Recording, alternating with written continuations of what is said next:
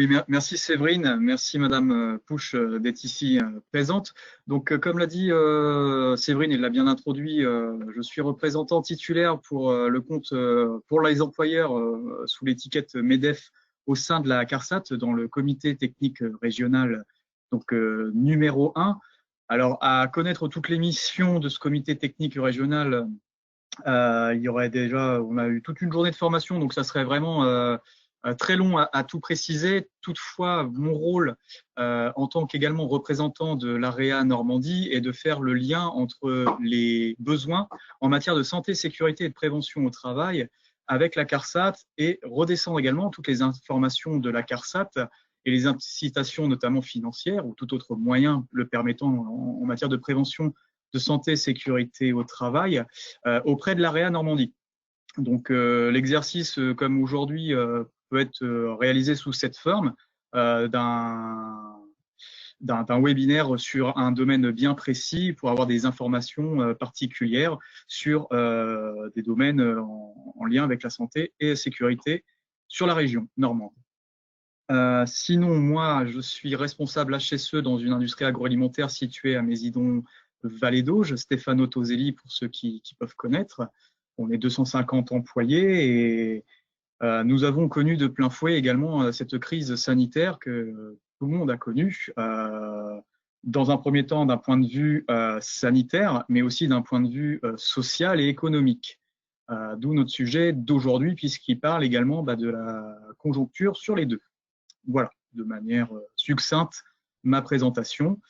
Si j'ajouterais simplement quelque chose, aujourd'hui, nous nous réunissons une fois à peu près tous les semestres, le comité technique régional, les représentants du comité technique régional avec les représentants de la CARSAT. Et ça peut être également le moment pour des questions en matière de santé et de sécurité, de pouvoir remonter des questions à la CARSAT en lien avec vos problématiques que vous pourriez avoir dans vos entreprises. Donc, je vous invite fortement à poser ce type de questions que vous pourriez avoir à Séverine, qui me les retransmettra et pour que je compilerai et que je pourrai poser également à la CARSAT des problématiques que vous pourriez rencontrer. Voilà, tout simplement. Madame Pouche, vous dites si je me suis trompé ou s'il y a quelques erreurs ou des approximations. Et puis, je vais laisser Madame Pouche également se présenter, puisque sans elle, on ne serait pas là aujourd'hui. Oui, merci. Ben non, pas d'erreur, voilà, c'était parfait. Donc Dominique Pouche, je me présente. Moi, je suis ingénieur conseil régional adjointe. Donc, je suis l'adjointe de l'ingénieur qui est le directeur des risques professionnels à la CARSAT. Donc la CARSAT, voilà, beaucoup connaissent pour sa partie retraite, qui représente quand même le gros des effectifs. Mais il y a aussi un important service social et il y a également donc une partie risque professionnel, santé au travail, qui couvre à la fois les activités de tarification. Donc c'est au sein de ce département que sont calculés et notifiés vos taux de cotisation à TMP et la partie prévention avec les équipes donc d'ingénieurs et de contrôleurs qui interviennent sur le terrain pour accompagner et ou contrôler les entreprises dans la mise en œuvre des conditions de travail pour éviter les accidents de travail et les maladies professionnelles. À ce titre, voilà, moi je supervise les équipes de terrain et je supervise également ce qu'on appelle le pôle incitation financière, qui est la partie de notre service qui s'occupe de l'attribution, du traitement et de l'attribution des subventions prévention. Et donc voilà, ce soir nous sommes là pour parler d'une subvention, de la subvention prévention Covid, qui est voilà en plein dans l'actualité. Est-ce que je vous laisse peut-être, Madame Prodhomme, reprendre Je vais vous laisser directement la main avec la présentation. Je crois que le cœur du sujet, c'est ce qui intéresse les participants. Donc, je vais vous laisser la main. Je préviens juste les participants que nous nous permettons d'enregistrer la présentation à destination des autres entreprises agroalimentaires qui n'ont pas pu être présentes ce soir. simplement. Maintenant, je vous laisse effectivement la main pour échanger. Si vous voulez poser des questions, vous pouvez faire par le chat qui est à droite, mais sinon, effectivement, en fin de présentation, je pense que on pourra plutôt favoriser les échanges. N'hésitez pas. On est en petit comité, donc c'est vraiment l'intérêt. Voilà, donc l'idée, c'est effectivement que je vous présente succinctement cette aide et que vous puissiez derrière, voilà, me poser toutes les questions que vous souhaitez me poser. Donc, pour vous présenter l'aide, je vais aller directement sur le site amélie.fr, qui est donc le site de la Caisse nationale d'assurance maladie et sur lequel vous trouvez donc. Je reviendrai tout à l'heure sur notre site CARSAT Normandie, mais les subventions prévention nationale, donc vous pouvez également les trouver sur amélie.fr. Et à ce jour, il y a eu des petites modifications sur cette aide et le site est plus à jour que notre site local. Donc, je vais partager l'écran pour voilà. Voilà, pour vous montrer, donc, en fait, quand vous êtes sur amélie.fr, vous avez une rubrique entreprise. Et dans cette rubrique entreprise, vous avez un certain nombre d'outils à destination des entreprises, dont les subventions prévention. Alors, les subventions prévention, qu'est-ce que c'est? Ce sont des aides destinées aux entreprises de moins de 50 salariés, donc 1 à 49 salariés. Et ce sont des aides qui sont destinées à favoriser les équipements ou les formations ou les accompagnements en prévention. On a aujourd'hui 17 aides nationales qui sont valables donc sur l'ensemble du territoire français. On aura, voilà, si on a le temps tout à l'heure et si vous le souhaitez, on pourra aller voir la liste de ces aides. Aujourd'hui, donc, l'idée, c'est de vous présenter une aide qui est très récente et qui colle à l'actualité, puisque cette aide s'appelle Prévention Covid et elle est destinée à aider les entreprises qui ont pu investir dans un certain nombre de mesures destinées à prévenir le risque Covid. Alors, cette aide-là, comme je le disais tout à l'heure, est à destination des entreprises de moins de 50 salariés. Et contrairement aux autres aides nationales qui sont déclinées, elle est également destinée aux travailleurs indépendants sans salariés. Bon, voilà, je pense que ce n'est pas forcément le sujet du jour, mais voilà, c'est bon, c'est bon à savoir aussi. Prévention Covid, donc je déroule un petit peu ce que vous pouvez trouver sur Amélie. Va se concerner les achats ou les locations qui ont été réalisés entre le 14 mars, début du confinement, et jusqu'au 31 juillet.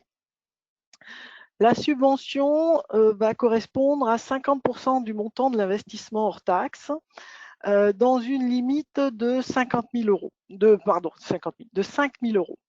Donc 50% du montant de l'investissement plafonné à 5 000 euros. Alors, ces investissements, on va voir effectivement, il y a une liste d'investissements subventionnables. Tout n'est pas, voilà, tout n'est pas éligible à cette aide. Certains d'ailleurs vont pouvoir trouver qu'il y a trop peu de matériel, mais en fait, voilà, il y a des matériels bien spécifiques. On va revenir sur les masques et les gels hydroalcooliques. Néanmoins, donc, dans les conditions également d'attribution, il y a un investissement minimum pour les entreprises qui est d'au moins 1 000 euros hors taxe. Voilà. Ce minimum est un petit peu plus faible pour les travailleurs indépendants, mais pour une entreprise, voilà, votre investissement doit être au minimum de 1 000 euros hors taxe. Et donc, la subvention est au minimum de 500 euros hors taxe puisqu'on finance à 50%. Alors, qu'est-ce qu'on peut financer dans cette aide? Alors, deux types de mesures. Ce qu'on appelle des mesures de barrière et de distanciation physique. Alors, les mesures barrières et de distanciation physique, ce sont toutes les mesures et les matériels qui servent à isoler le poste de travail. Donc, vitres, plexiglas, cloisons de séparation, écran plastique fixe ou mobile. Ce sont également les matériels qui permettent de guider, de faire des fils, quoi, en quelque sorte. Donc les guides-fils, les poteaux, les grilles, les barrières, les cordons, et on va même jusqu'à financer donc des chariots qui servent à transporter ce matériel.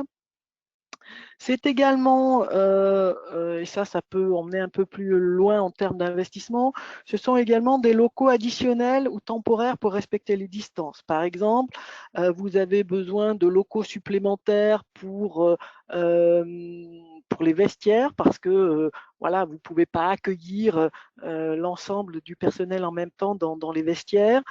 Et donc, vous avez besoin de locaux de vestiaires supplémentaires. Eh bien, ces locaux temporaires seront pris en charge donc pour un maximum de 4 mois de location, et le montage-démontage est également pris en charge. Et puis, vous avez également les mesures qui permettent de communiquer visuellement sans donner d'affiches ou de papier. Donc, tout ce qui est écran d'affichage sur lequel vous allez pouvoir faire défiler des consignes, tout ce qui est tableau d'affichage, tout ce qui est affiche également va pouvoir être pris en charge. Alors, on vous spécifie que les éléments à usage unique, donc les scotch, les peintures, tout ce qui est ruban, ruban qui peut être collé au sol, par exemple, pour indiquer les distances, tout ce qui est recharge paperboard, etc. Tout ce qui est consommable, en gros, n'est pas pris en charge. Mais dès lors que vous avez, je sais pas, vous achetez un tableau d'affichage pour faire défiler les consignes, eh bien cet écran sera pris en charge. Alors, ce qui est très important par rapport à ces mesures barrières et distanciation physique, c'est qu'en fait, à partir du moment où vous avez investi dans une mesure barrière ou de distanciation, vous pouvez vous faire financer des masques et des gels hydroalcooliques et des visières. Mais que le financement, la participation au financement de ces masques et du gel hydroalcoolique n'est possible que si vous avez investi dans une mesure barrière. Ça, c'est un peu une constante dans nos aides, c'est-à-dire qu'on finance très peu, voire quasiment jamais, d'équipements de protection individuelle. Et là, en l'occurrence, dans cette aide, on vous dit, on veut bien financer des équipements de protection individuelle, masques et gel hydroalcoolique, mais dans la mesure où vous avez déjà investi dans une mesure de prévention collective. Et donc, ça, j'attire votre attention là-dessus parce que c'est un des principaux motifs de refus de cette aide, c'est-à-dire des entreprises qui nous envoient des factures pour des gels et des masques et en fait, elles n'ont investi que là-dedans et malheureusement, on ne peut pas leur accorder de subvention si elles n'ont pas investi également dans une mesure barrière. Le deuxième type de mesure qui est finançable, ce sont des mesures d'hygiène et de nettoyage. Et donc, on va financer là-dedans des installations permanentes ou temporaires permettant soit le lavage des mains ou du corps, donc douche, sanitaire, lavabo, etc. Là aussi, dans le but d'avoir peut-être d'autres installations sanitaires et puis également de desserrer les effectifs ayant accès à ces locaux. Voilà en ce qui concerne les mesures qui sont finançables. Alors, comment bénéficier de cette subvention? En fait, vous avez des formulaires de demande. Donc, en ce qui vous concerne, c'est le formulaire de demande pour les entreprises de moins de 50 salariés. Je vais essayer de l'ouvrir, j'espère que ça ne va pas, voilà, que ça va marcher, oui. Donc voilà, un formulaire de demande de subvention pour les entreprises de moins de 50 salariés, où on vous rappelle en en-tête que les masques, gels ne sont financés que si vous avez également investi dans une des mesures barrières. Bon, pas de gants et pas de lingettes. Et en ce qui concerne les entreprises, donc un investissement global minimum de 1 000 €. Là, on va vous demander des renseignements vis-à-vis de votre entreprise, les coordonnées du représentant légal de l'entreprise. Vous allez attester de l'effectif de votre entreprise. Vous allez attester que votre document unique a été mis à jour depuis moins d'1 an et on va vous demander la date de dernière mise à jour. Vous allez attester avoir pris connaissance des conditions d'attribution de la subvention, ne pas bénéficier d'autres aides publiques. Vous allez joindre une attestation URSSAF datant de moins de 6 mois, donc une attestation de vigilance que vous vous procurez sur le portail de l'URSSAF très rapidement. La liste détaillée des éléments qui font l'objet de la demande. Et puis, la copie de la ou des factures acquittées comportant les éléments figurant dans les conditions d'attribution. Alors ça, on va y revenir tout à l'heure. Sur les mentions apportées sur les factures, et puis on vous demande également de joindre un RIB pour qu'on puisse faire verser la subvention correspondante sur votre compte. Voilà.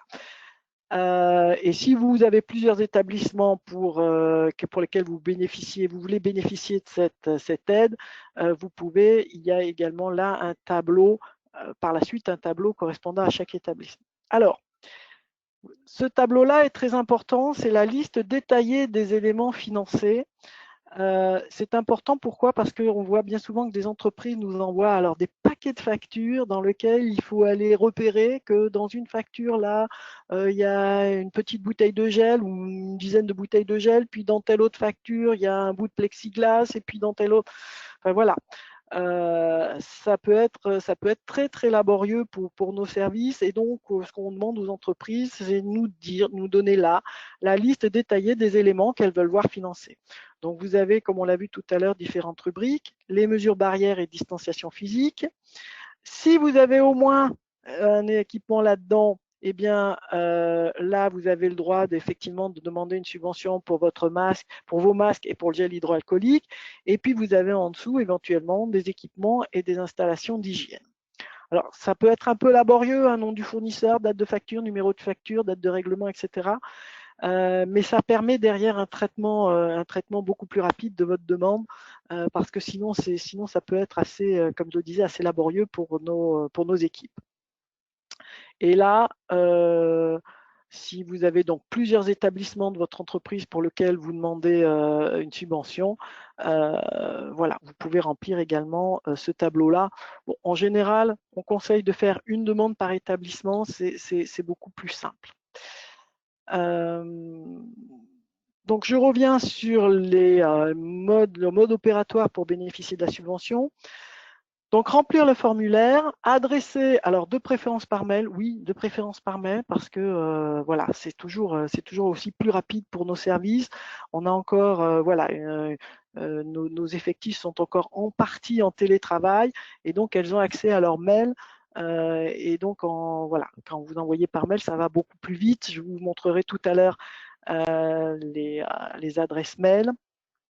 Et donc, vous adressez par mail le formulaire de demande avec les pièces justificatives demandées, donc les factures, le RIB, l'attestation URSSAF, enfin voilà, l'ensemble des documents demandés dans le formulaire. Et vous adressez tout ça à la caisse régionale de rattachement, donc en ce qui vous concerne, à la CARSAT Normandie. Là aussi, liste des CARSAT par région. Donc normalement, vous devez avoir ici, on va aller voir pour la Normandie. Voilà, pour la Normandie, vous avez ici l'adresse postale, mais vous avez aussi surtout le mail, donc incitation.financière.prévention@carsat-normandie.fr, et donc vous adressez vos documents à cette adresse mail. Et après réception, alors si votre aide n'est pas acceptée, on vous envoie un mail en vous disant voilà, votre aide n'est pas recevable en l'état pour telle et telle raison. Si votre aide est acceptée, voilà, vous avez le paiement donc est déclenché par la suite. Alors, quelques points sur lesquels voilà, je voulais attirer votre attention. On a déjà parlé du financement des masques et du gel qui n'était possible que si vous aviez investi dans une mesure de distanciation. Un autre point qui est souvent une cause importante de refus, c'est l'absence des mentions réglementaires sur les factures. Alors, vous avez ici, à la fin, on reviendra après sur ces autres points, vous avez les conditions d'attribution, qui sont les conditions générales d'attribution, et dans lequel, alors je vais l'ouvrir également, on va aller rapidement à… Je passe vite. Donc, vous avez encore une fois la liste des équipements qui peuvent être subventionnés. Et puis, vous avez les justificatifs nécessaires au versement de la subvention. Donc, on vous demande un RIB, comme je vous le disais tout à l'heure. Et on vous demande une copie de là ou des factures acquittées. Alors, comprenant le nom du fournisseur et son SIRET, ça on l'a en général, le nom d'entreprise aussi, la date de la facture, la désignation de la prestation, etc. Mais alors, j'attire votre attention sur cette ligne-là, puisqu'on vous demande de nous inscrire sur la facture la mention acquitté avec la date d'acquittement, le mode de règlement, voilà, et votre signature, pardon, le mode de règlement et votre et votre signature, la signature manuscrite d'une personne de votre entreprise.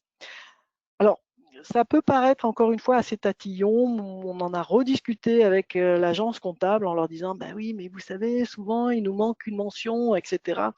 Et notre agence comptable est assez intraitable sur le sujet, comme dans pratiquement toutes les caisses, en disant on ne peut verser une subvention que pour un service qui a été effectivement payé.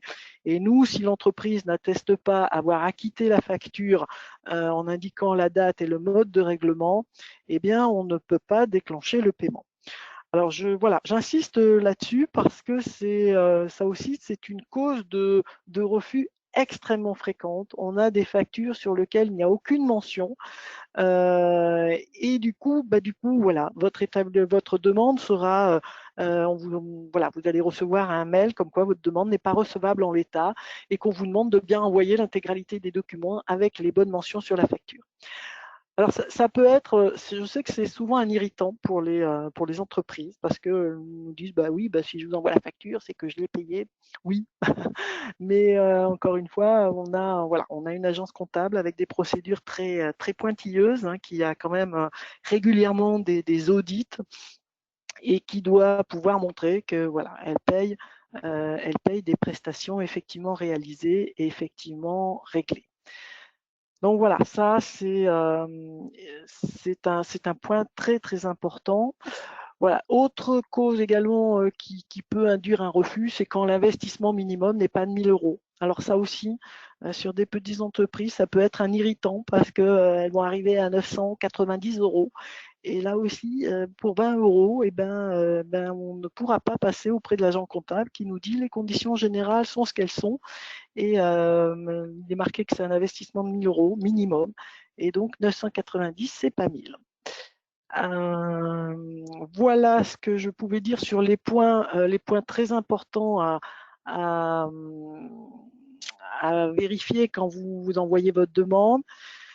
Sur les documents utiles, donc vous avez les conditions générales. Moi, je conseille toujours aux entreprises de bien les lire. Ça prend 5 minutes, mais on gagne beaucoup de temps derrière. Vous avez le formulaire de demande, donc on a regardé tout à l'heure.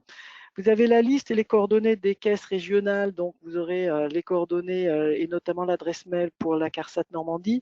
Vous avez également une foire aux questions qui est assez intéressante et qui va répondre sûrement à un certain nombre des questions que vous pouvez vous poser.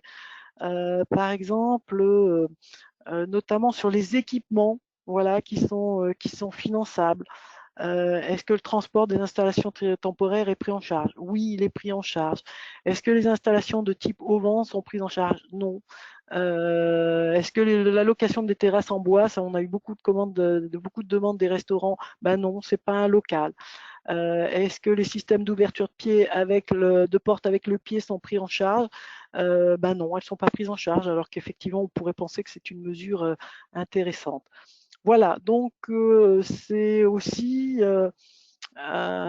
intéressant de parcourir cette foire aux questions. Vous voyez, elle est pas très très longue, mais elle peut vous permettre, ça peut vous permettre de répondre à un certain nombre de questions que vous vous posez. Par exemple, les systèmes de désinfection, que ce soit à la vapeur, ou on a aussi eu pas mal de demandes, pour des matériels de désinfection à l'ozone.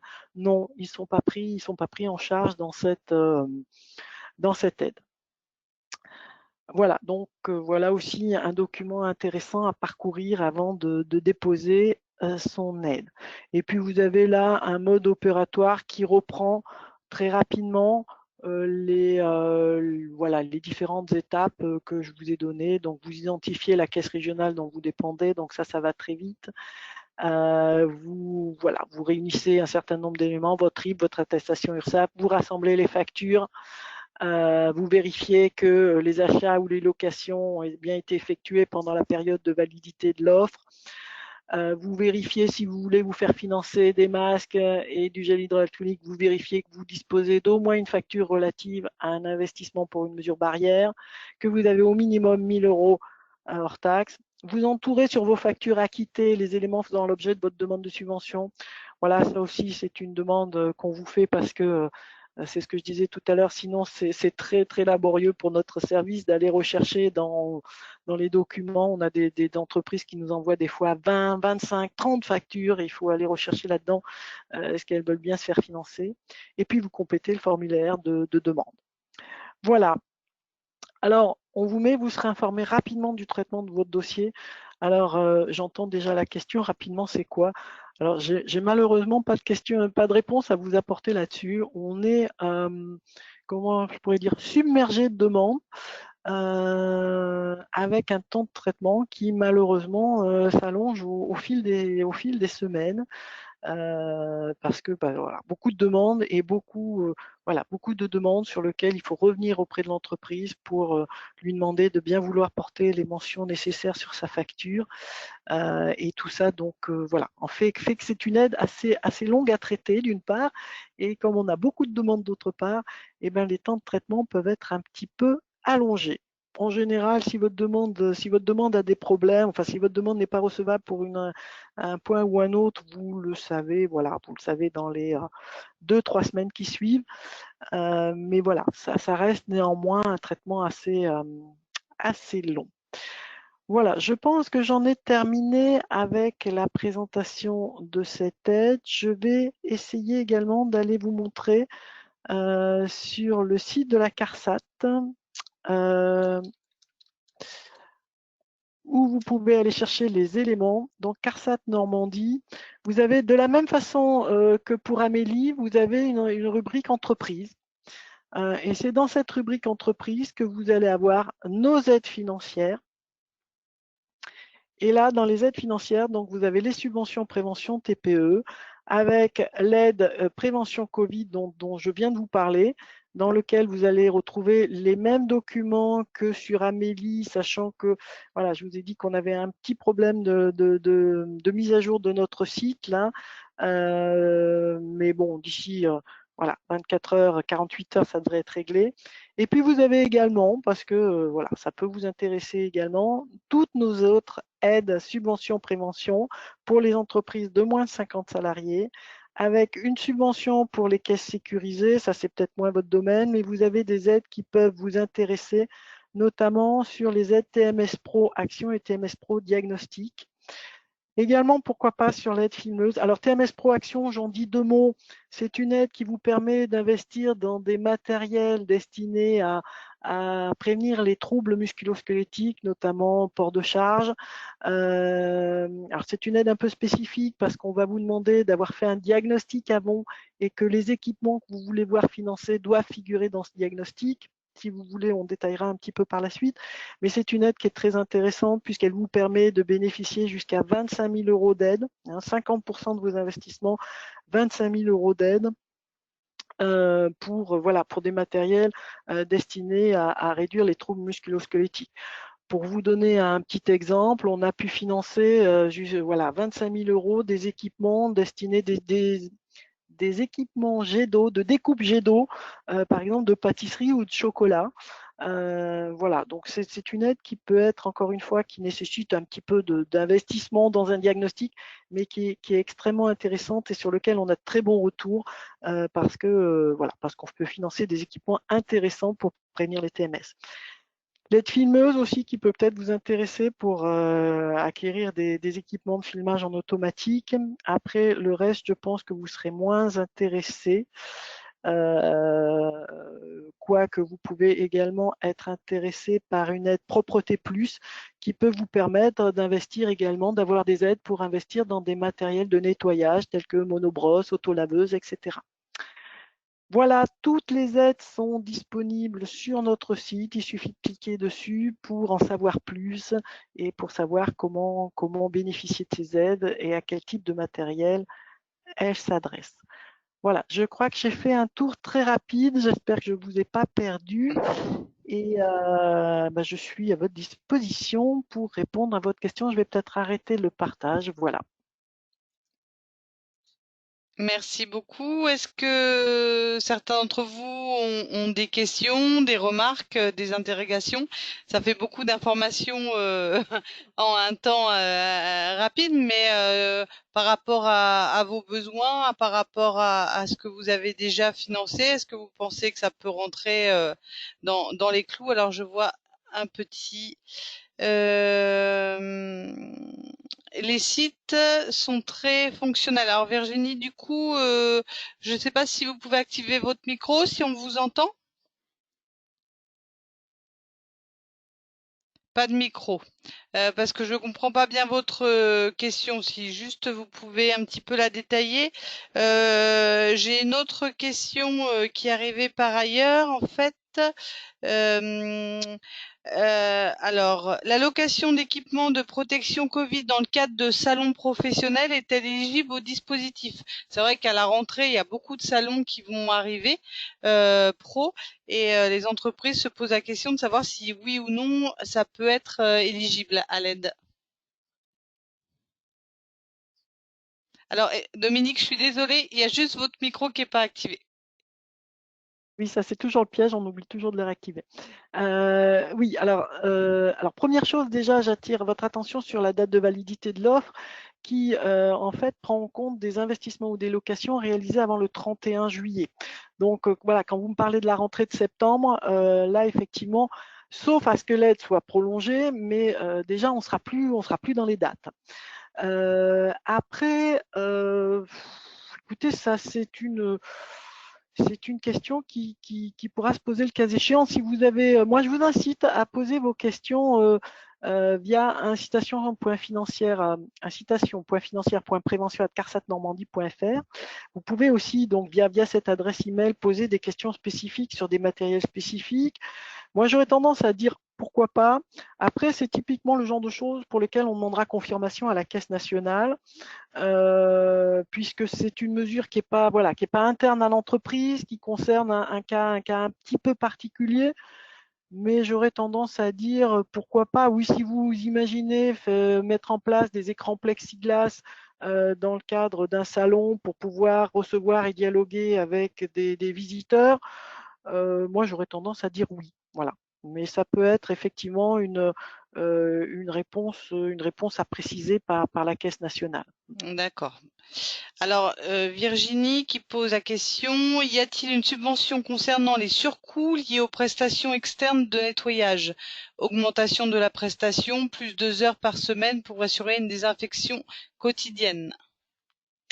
Alors là, je vais vous décevoir, mais non. Effectivement, si les surcoûts liés à des surcoûts liés, par exemple, vous êtes obligé de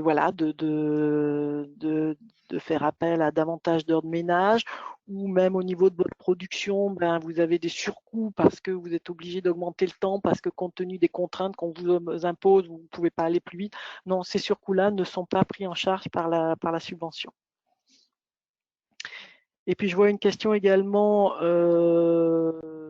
en plus haut et pour les plus de 50. Alors, la subvention, non. La subvention Covid est vraiment limitée aux entreprises de moins de 50 salariés, comme toutes les subventions prévention d'ailleurs. Alors, entre nous, vous faites 51, 52, ça va passer, quoi. Hein, mais voilà. Si vous avez, si vous avez 55 salariés, ça passera pas. Si vous en avez 60 non plus. Voilà. J'en profite juste pour dire bonjour à Géraldine. Et du coup, est-ce qu'il y a d'autres questions, d'autres interrogations? Pour ma part, non, tout est clair. Merci Talia. Régis, pour vous, des besoins de complément?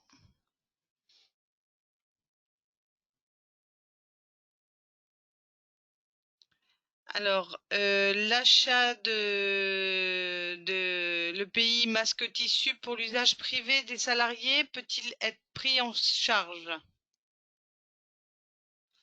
Alors, Dominique, juste votre micro. Excusez-moi, je vais y arriver. Non, en fait, les achats, la subvention des EPI, donc des masques, hein, n'est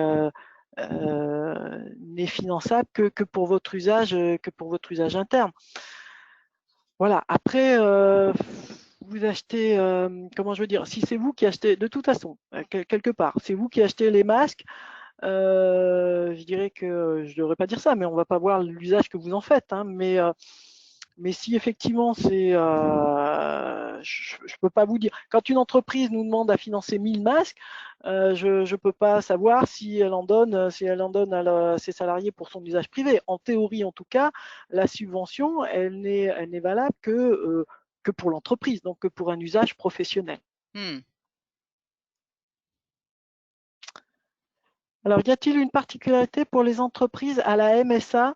Alors, les entreprises à la MSA ne sont pas éligibles sur cette subvention-là. Cette subvention ne concerne que les entreprises du régime général. Comme on a intégré très récemment d'ailleurs les travailleurs indépendants, hein, l'ex-RSI, elle est ouverte également aux travailleurs indépendants, mais elle n'est pas ouverte aux entreprises de la MSA. Et vous savez s'il y a une équivalence ou quelque chose, peut-être pas, hein, je sais que vous n'allez pas parler au nom de la MSA, juste pour peut-être orienter la demande. Alors là, je ne saurais pas je sais pas vous répondre. Là. Concrètement, je ne sais pas. On creusera pour les entreprises. Ok. De la MSA. De la MSA. Est-ce qu'il y a d'autres questions, interrogations?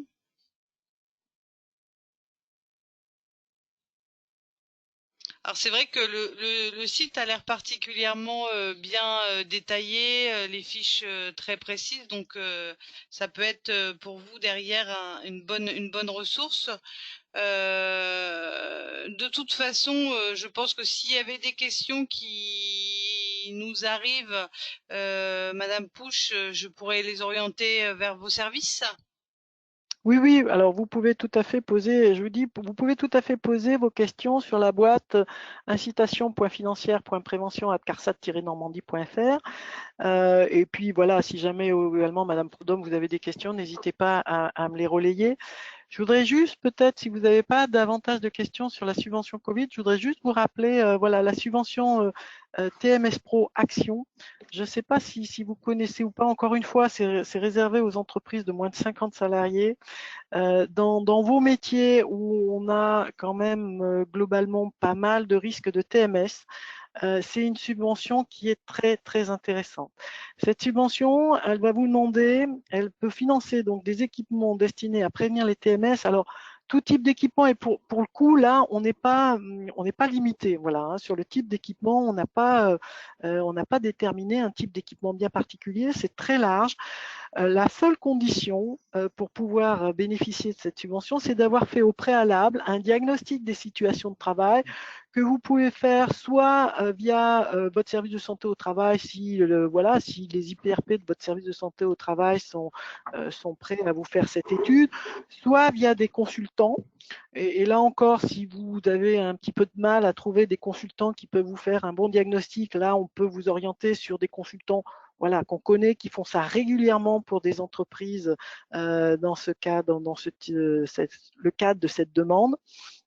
Et donc, tout ce qu'on va vous demander, c'est de disposer au préalable d'un diagnostic dans lequel vous avez une évaluation des risques de TMS sur vos situations de travail. On trouve que c'est particulièrement intéressant pour les entreprises parce que ça permet de leur ouvrir les yeux aussi sur des situations qu'ils n'ont pas forcément vues et de leur proposer des pistes d'action et du coup aussi de vous orienter sur les investissements, Alors, peut-être des investissements auxquels vous aviez déjà pensé, mais peut-être aussi des investissements auxquels vous n'aviez pas pensé. Et du coup, derrière, à partir du moment où ces investissements figurent dans ce diagnostic, on peut vous aider en financer, on peut vous en financer 50% dans la limite de 25 000 euros. Et donc, je vous disais, c'est une aide qui marche très, très bien, qui est vraiment très appréciée et qui porte véritablement ses fruits. On a financé dans des entreprises des équipements, voilà, je vous disais, de participer au financement de machines, de découpe automatique, des financements d'outils de manutention, voilà. En fait, c'est extrêmement varié. Et je trouve en plus que, voilà, compte tenu de votre secteur d'activité, c'est une aide qui est vraiment à regarder de près.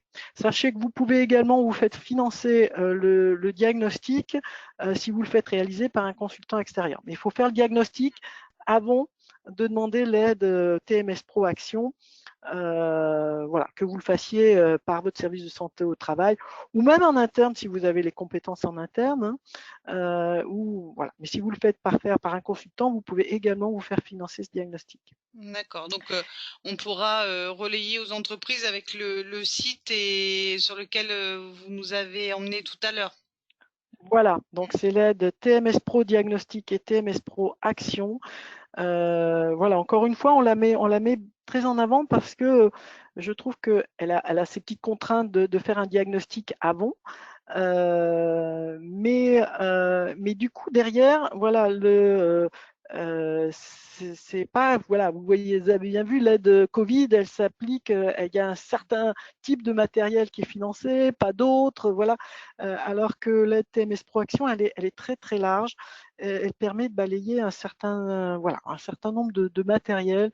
Et véritablement, les entreprises qu'on recontacte, qui ont bénéficié de cette aide, voilà, ils en sont en général très très satisfaits parce que ça leur a permis justement d'investir, d'avoir ce petit plus dans les machines dans lesquelles ils ont investi, d'avoir ce petit plus qui permet de réduire les TMS.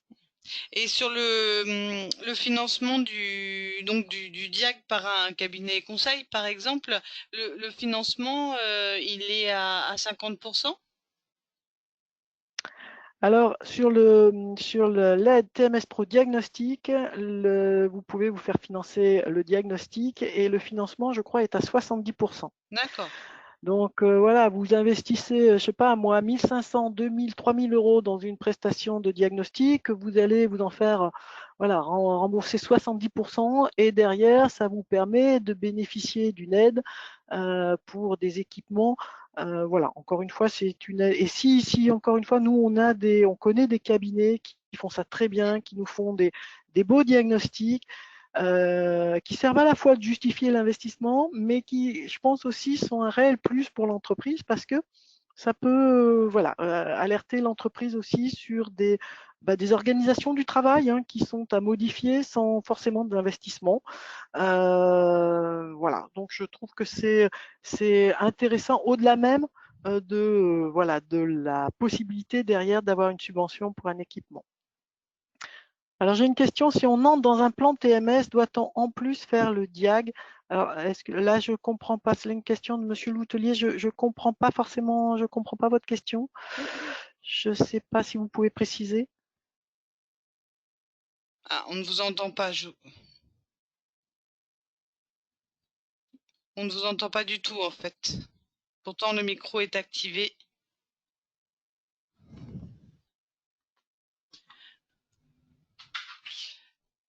Non, ça ne fonctionne pas. Sinon, vous pouvez essayer de m'appeler sur le portable, puis je mettrai le haut-parleur. On a testé ça il n'y a pas très... 06 86 18 44 79. Sinon, pour vos problèmes du micro, vous avez une petite roue dentée en haut à droite, Ouais. paramètres caméra et audio. C'est peut-être, voilà, il faut peut-être juste choisir le bon micro, Voilà. qui peut être voilà, celui de votre PC ou celui de... Je vous laisse poser la question du coup. Oui, vous m'entendez? Est-ce que vous entendez Monsieur Loutelier? Oui, m'entendez-vous? Oui, alors il y a beaucoup d'interférences, mais on va essayer de capter l'essentiel. En fait, une des sociétés que je dirige a été choisie pour entrer dans un plan TMS Pro parce qu'effectivement, c'est un vrai sujet et nous avons des soucis dans l'entreprise. Ça va supposer des formations que j'ai déjà commencées et des formations aussi de personnel en interne sur les problématiques. Est-ce que ces personnes-là pourront réaliser les diagnostics en interne ou faudra-t-il faire appel malgré tout à un auditeur externe?